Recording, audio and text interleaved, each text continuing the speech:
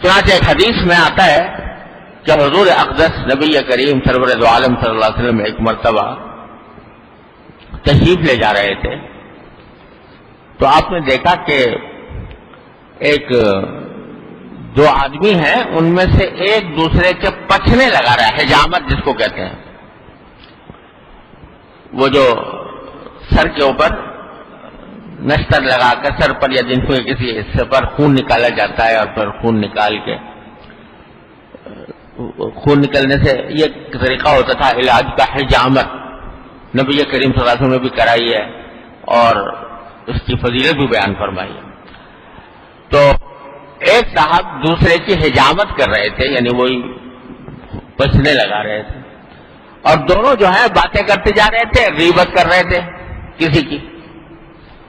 تھا رمضان کا روزے کا موسم، تو جب نبی کریم صلی اللہ علیہ وسلم نے دیکھا کہ یہ دونوں جو ہیں روزے کی حالت میں یہ غیبت کر رہے ہیں، تو آپ نے فرمایا کہ یہ دونوں جو ہیں ان کا روزہ ٹوٹ گیا۔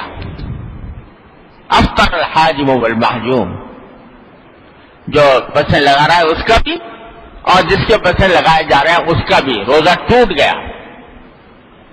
اب روزہ ٹوٹنے کے معنی یہ نہیں کہ وہ روزہ ہوا نہیں، یعنی اگر قانونی اعتبار سے دیکھا جاؤ تو روزہ ہو گیا، کیونکہ غیبت کرنے سے روزہ اس معنی میں نہیں ٹوٹتا کہ اس کی قضا واجب ہو جائے یا اس کے اوپر کفارہ آ جائے، لیکن روزہ ٹوٹ گیا کے معنی یہ ہے کہ روزے کا جو اصل مقصد تھا وہ حاصل نہیں ہوا۔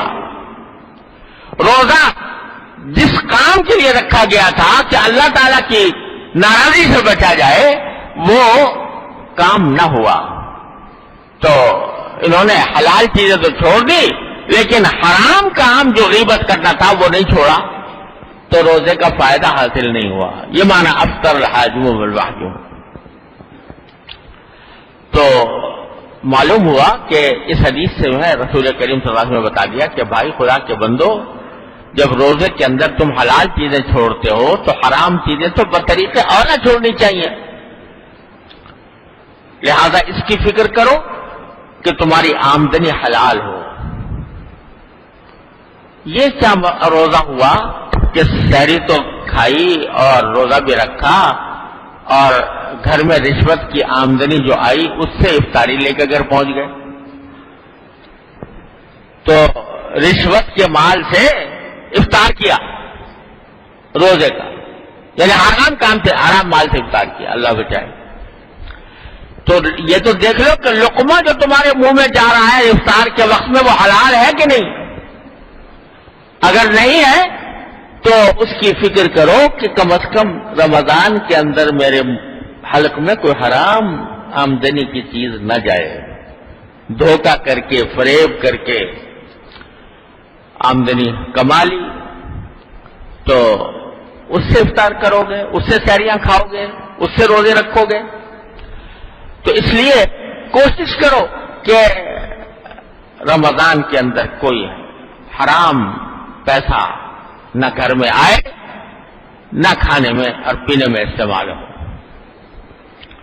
دوسری بات کہ بھائی جب تقوی حاصل کرنا ہے اس رمضان کے مہینے میں، جیسا کہ اللہ تعالی نے فرمایا، تو اس بات کا عہد کرو کہ اپنی آنکھوں کو، اپنی زبان کو، اپنے کانوں کو، اپنے ہاتھوں کو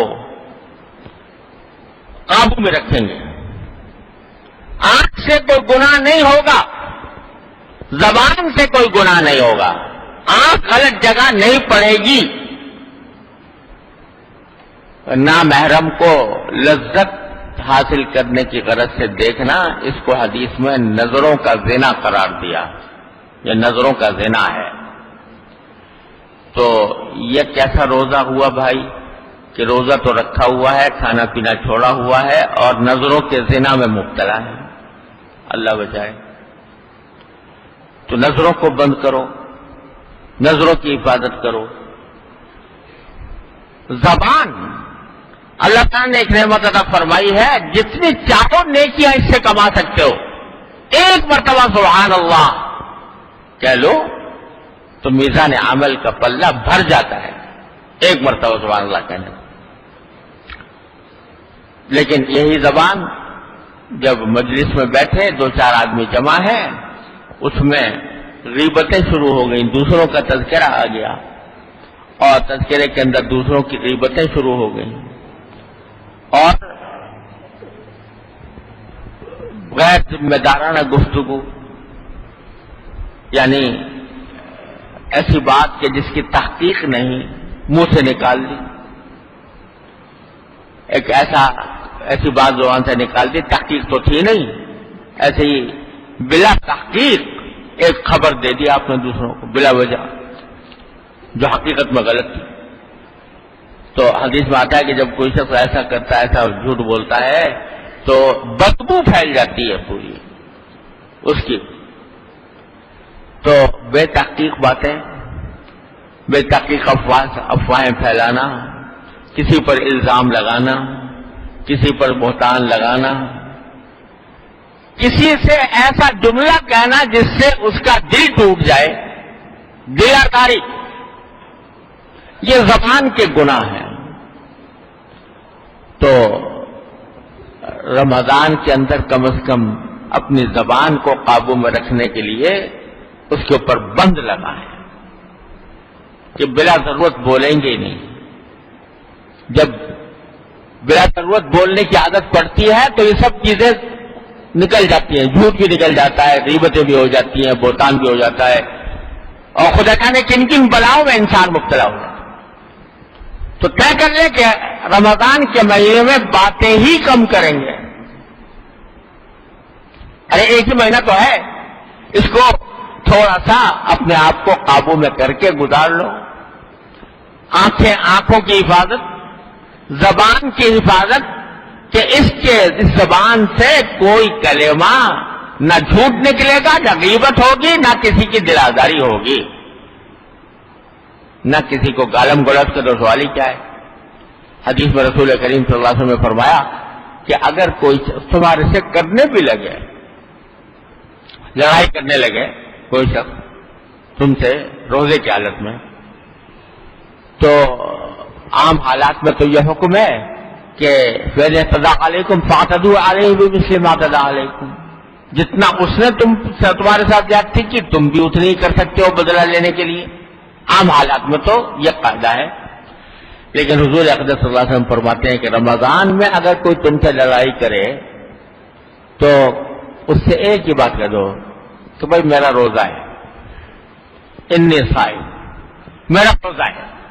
کیا مانا کہ میں روزے کے اندر اپنے آپ کو اس فضول لڑائی کے اندر مبتلا نہیں کرنا چاہتا. چاہے میرا حق ہو کہ میں تمہیں جواب دوں، چاہے میرا حق ہو کہ میں تم سے بدلہ لوں، لیکن چونکہ میرا روزہ ہے تو روزے کی حالت میں میں نے اپنے آپ کو قابو میں، مجھے اپنے آپ کو قابو میں رکھنا ہے، لہذا میں تم سے کوئی جواب نہیں دوں گا، تمہیں تمہاری بات کا کوئی جواب بھی نہیں دوں گا.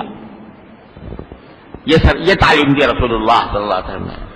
تو زبان کو قابو میں رکھو، کوئی غلط بات اس زبان سے نہ نکلے.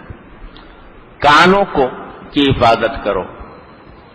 کانوں کی کیا حفاظت؟ کہ اس کے اندر کوئی ناجائز چیز نہ پڑے. گانا بجانا جو ہوتا ہے وہ نہ ہو، اس کو سننے سے پرہیز کرو.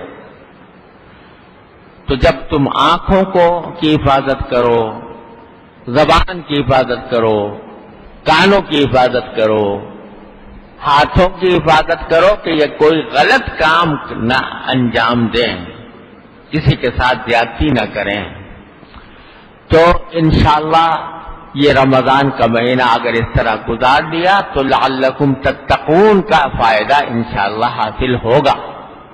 تقوی دل میں، تقوی کی شمع دل میں جلے گی انشاءاللہ تعالی.